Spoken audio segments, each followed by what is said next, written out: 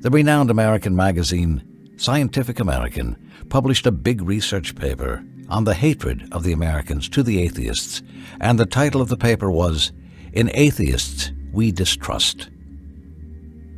The research proves that most of the American people do not tolerate atheists, and they object to having them teach their children.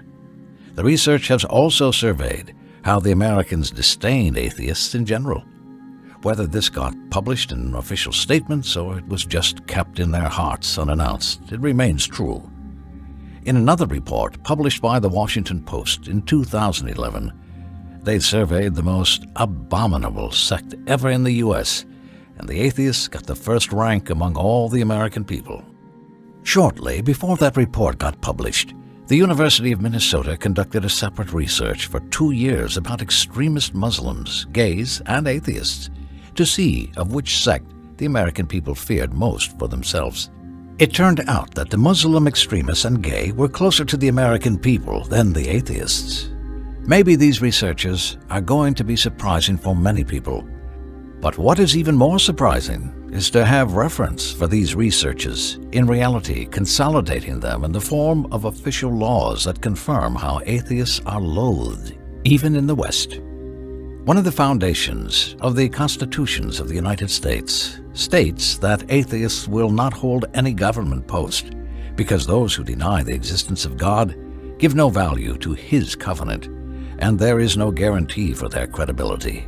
John Locke, founder of the civil state, argued in his letter concerning toleration that atheists should not be tolerated because promises, covenants, and oaths, which are the bonds of human society, can have no hold upon an atheist. The taking away of God, though but even in thought, dissolves all. So, if this is the very vision of the man who founded the civil state in the West, what can the vision of the people be? A very brief look at the constitutions of the USA would shock any Arab atheist ranting arrogantly about his rights in an Arab country. Examining the texts of the Western constitutions will only reflect their perception of the atheist threat and how they seek to alienate them as much as possible from public life.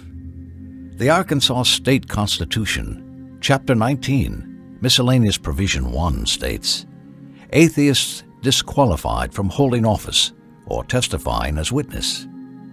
The North Carolina State Constitution states almost the same thing in Chapter 6, Section 8, that atheists are disqualified. Also, the Pennsylvania State Constitution states in Article 1, Chapter 4, that atheists shall be disqualified to hold any office or place of trust or profit under this Commonwealth. The Western constitutions are teeming with articles confirming their rejection for atheists. South Carolina State Constitution, Chapter 6, Article 2, Tennessee State Constitution, Chapter 9, Section 2, Texas State Constitution, Chapter 1, Section 4. All of them state that believing in God is a prerequisite for upholding an administrative post. America is the most powerful scientific state in the world, and it still classifies atheism as unacceptable in the American society. People in the West have more experience than us when it comes to atheists and their nature, since their oaths and promises mean nothing for them. And these are the very basis upon which any society is founded. The West rejects atheists because of the problems they stir in it. And we know that the foundation of loyalty and disavowal for the West is their personal benefit. As for us Muslims, the basis for our loyalty and disavowal, al-wala wal-bara, is our religion. Our rejection for the atheists stems from our religion that urges us to promote the word of Allah and to guide the youth rather than leave them to flounder in the tides of vagueness.